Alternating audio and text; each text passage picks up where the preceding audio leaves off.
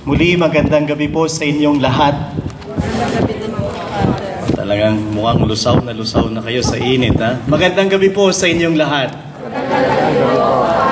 Talagang mukhang gutom na kayo. Pwede ho bang magkwento?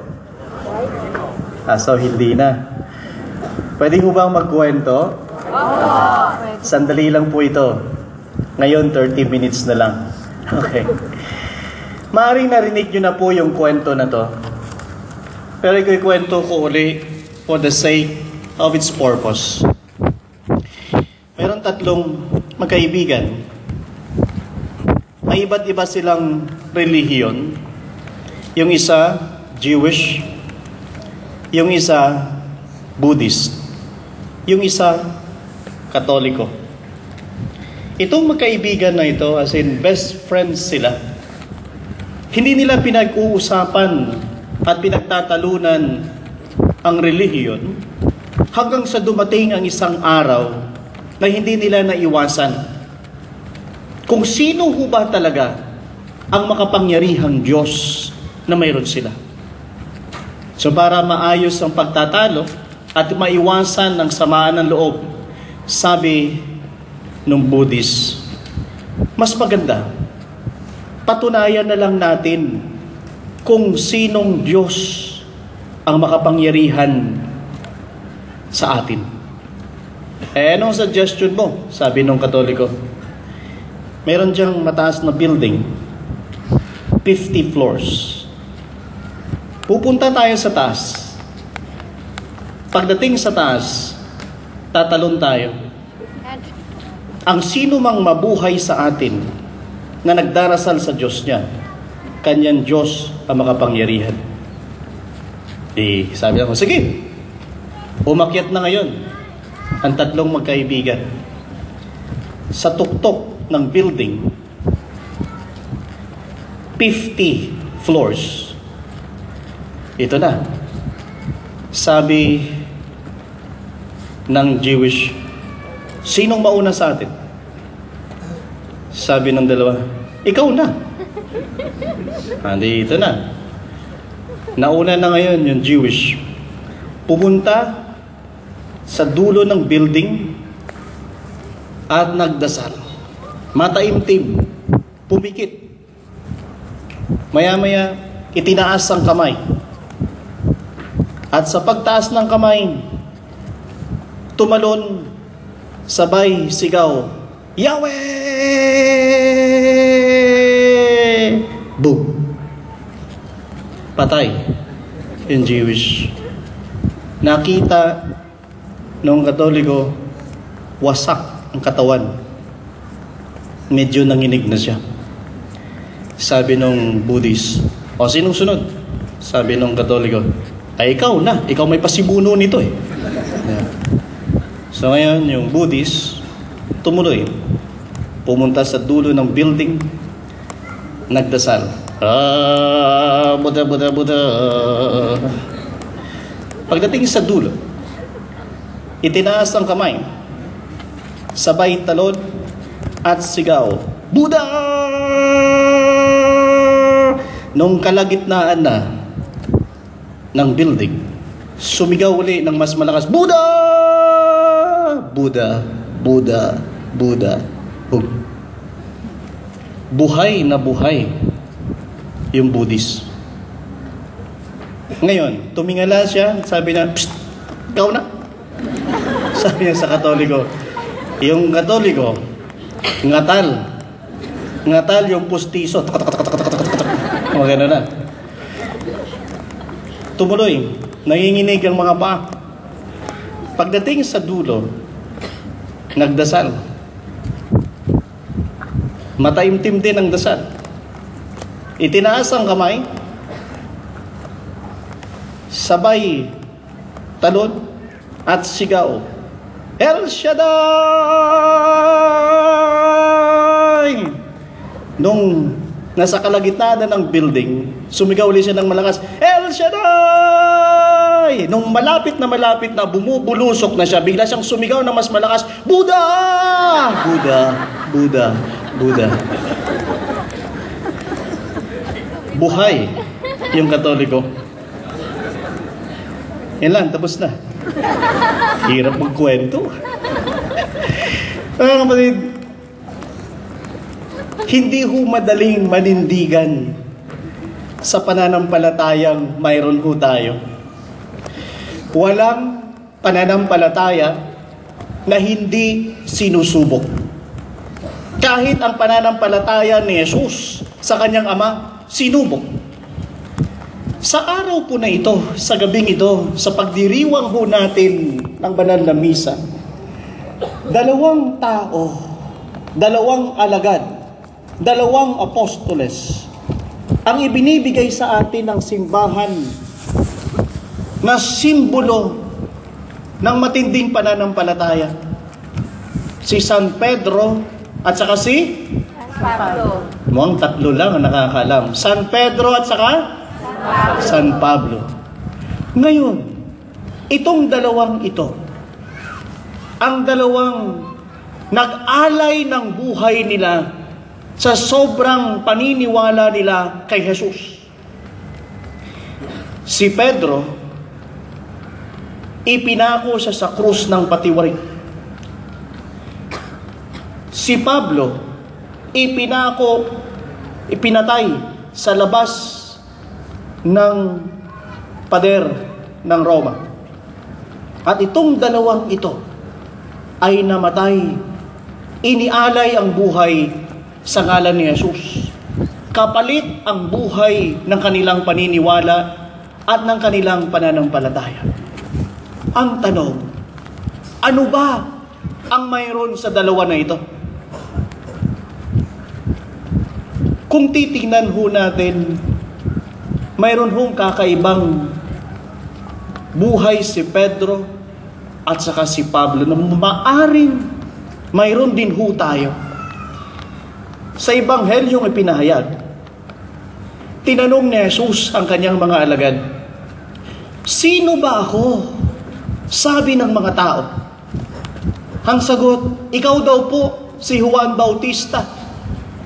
Ikaw daw po si Jeremias o isang bagong propeta. Ikaw daw po yun." Ang dami nilang sinagot. Pero nung tinanong na sila ni Jesus, "Kayo, sa tingin nyo, sino ako?" Sa karanasan nyo, sino ako? Isa lang ang sumagot, si Pedro. At ang sabi niya, "Ikaw ang Panginoong Jesucristo, ang Mesiyas, ang anak ng Diyos na tagapagligtas." Kasi yun ang karanasan niya kay Jesus. Dalawang bagay ngayon ang sinasabi sa atin. Tayong mga Pinoy, ang dami nating alam tungkol sa Diyos. Sa Pilipinas, kahit sa public school ka nag-aral, mayroong katekismo. Kahit hindi ka nag-aral sa Pilipinas, kapag sumisimba ka, ang daming itinuturo ng mga pari tungkol sa Diyos. At dahil dito, ang dami nating alam sa Diyos. Ang dami nating masasabi tungkol sa Diyos. Pero ngayon, katulad ng hamon ni Jesus sa kanyang mga alagad, sino ako para sa inyo?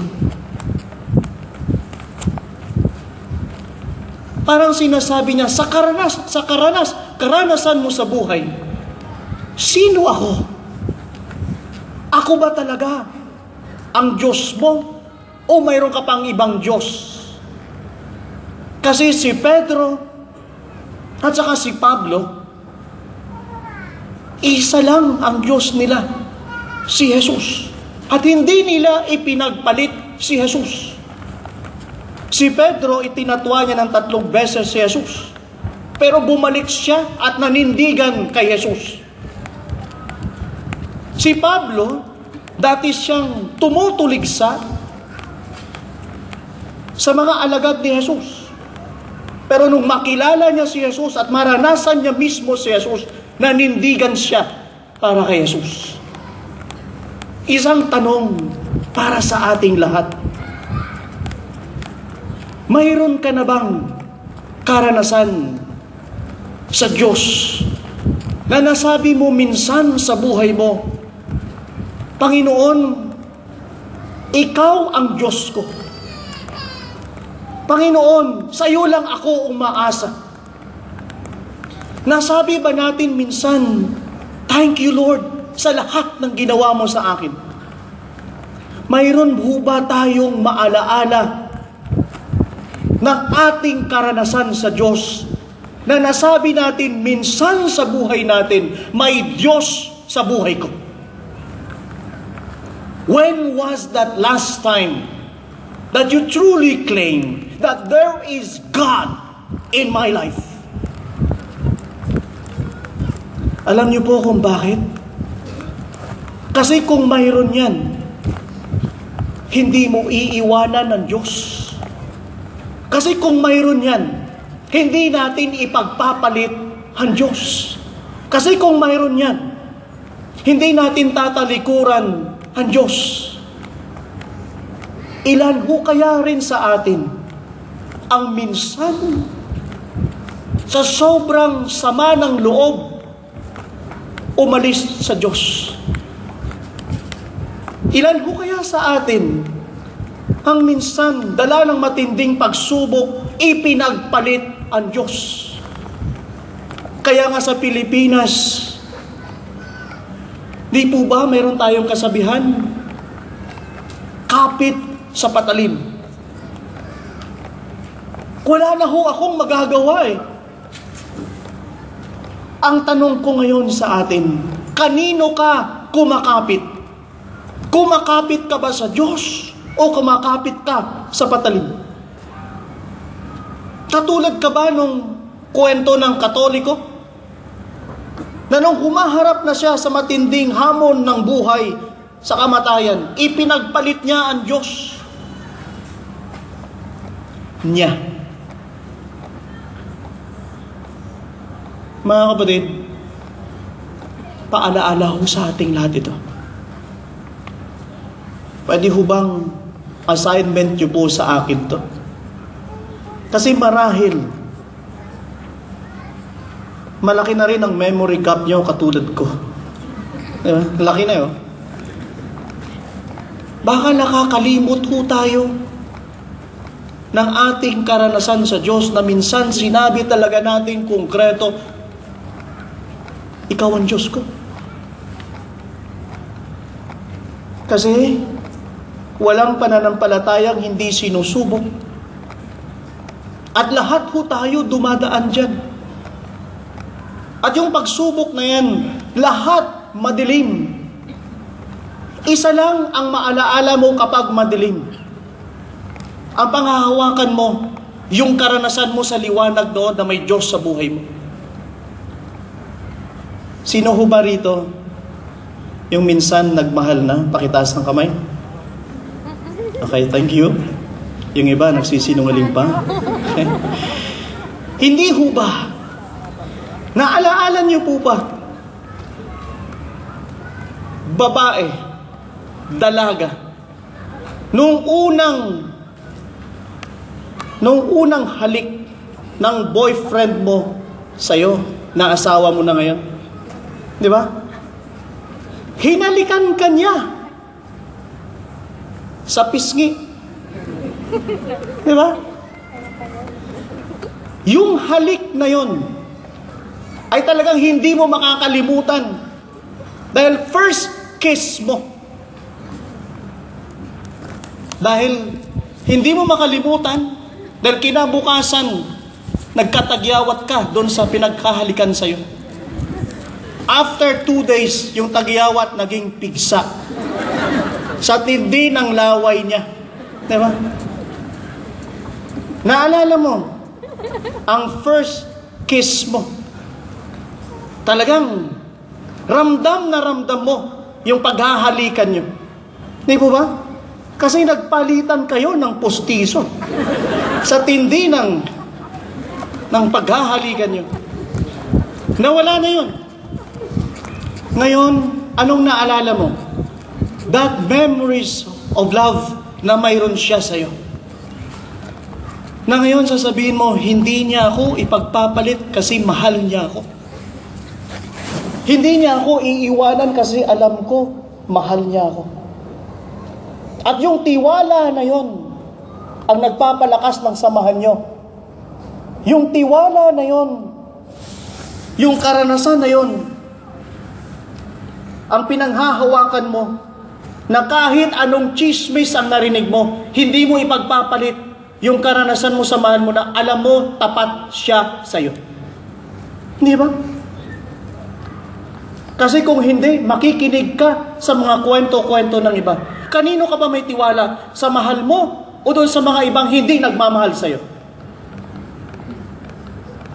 Minsan, I'm sorry ipinagpapalit natin yung mga mahal natin sa mga sabi-sabi ng mga taong hindi naman nagmamahal sa atin.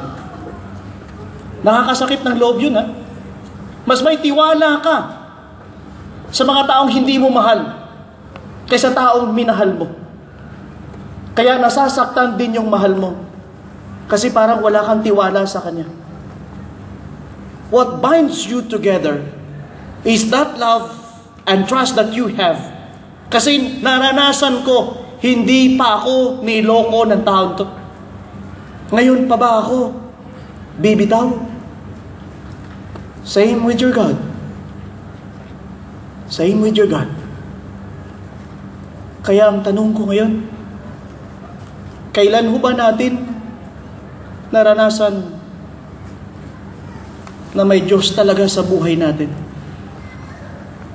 Please, nakikiusap ako. Sana sa gabing ito, uuwi tayong dala-dala natin yan. Dahil hindi ka bibitaw sa Diyos. Hindi ka aalis sa Diyos. Hindi mo ipagpapalit ang Diyos. Dahil alam mo, tapat ang Diyos mo sa'yo. Kasi minsan sinasabi natin, believe tayo sa Diyos. Pero sa buhay ko natin, actually hindi. Ilang beses na ho akong nag-house blessing. Ilang beses na ho akong nagbabasbas ng mga tindahan. Hindi ho dito sa Abu Dhabi. Sa Pilipinas. Nakakatuwa ho, tayong mga Pinoy talagang matindi po ang ating kapit sa Diyos. Alam niyo kung bakit? Kahit sa tindahan may altar. Diba?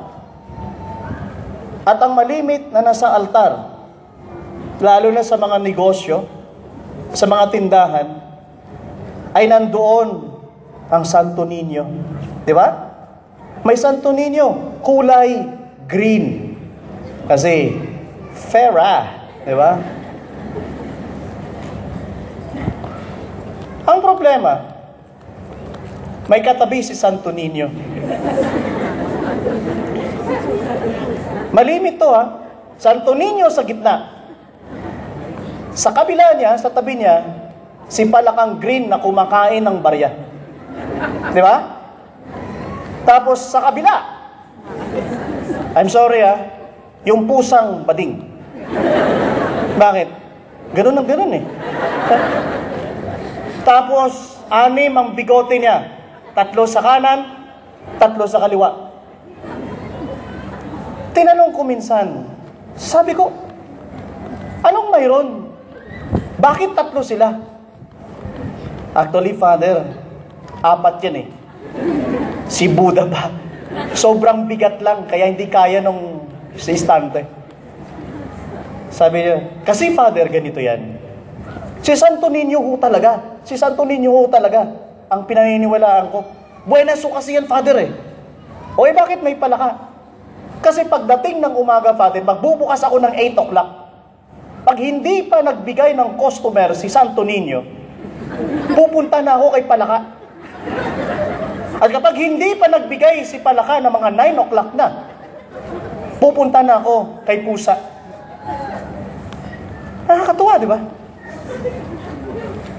Pero ito ba? Ito ba talaga tayo pag naniniwala? Kung may tiwala ka kay Santo Niño, sa Diyos, isa lang. Isa lang. Gusto nyo ba, pag may girlfriend kayo, o boyfriend kayo, gusto mo, 3 kayo? Hindi, di ba? Okay lang ba? Ay. Mga kapatid, bago ko po tapusin to, sana ho mamaya sa komunyon ho natin, ito lang pong pakiusap ko. Si Jesus, darating sa iyo ngayon, saan nyo ng tinapay? Pwede ho ba, pagkatapos nyo pong mangumunyon, tanggapin siya, bumalik po kayo sa inyong mga upuan, o kung saan man po kayo nakatayo. And please this time, talk to your God heart to heart. Dati nagdarasal ka sa Diyos, ngayon ang Diyos nasa iyo na. At pwede ho ba? Renew your commitment to your God once again. Lord, kung nagkulang ho ako sa iyo, babawi ho ako. Lord, kung iniwanan ho kita, bumabalik na ho ako. Lord, kung ipinagpalit kita minsan, pwede ho bang babawi ako ngayon? Magiging tapat na ako sa iyo. And after that, go home and bring your God and start a new life once again. Kasi hindi pa huli ang lahat. Kahit si Pedro, ilang beses niyang ipinagpalit si Jesus, iniwanan si Jesus, pero pinagkatiwalaan pa rin siya ni Jesus. Si San Pablo, ang dami niyang sinaktan na mga alagad ni Jesus, pinatay, pero pinagbigyan pa rin siya ng Diyos. Ikaw pa kaya? Na hindi naman ganun kabigat ang nagawa mo sa Diyos. Tayo pa kaya? Hindi pa huli ang lahat para magsimula. Magsimula sa Diyos. Just 2 things. Give yourself a chance to prove to your God that you are worthy of His grace. Second, give your God a chance to prove to you that He can do good to you and for you.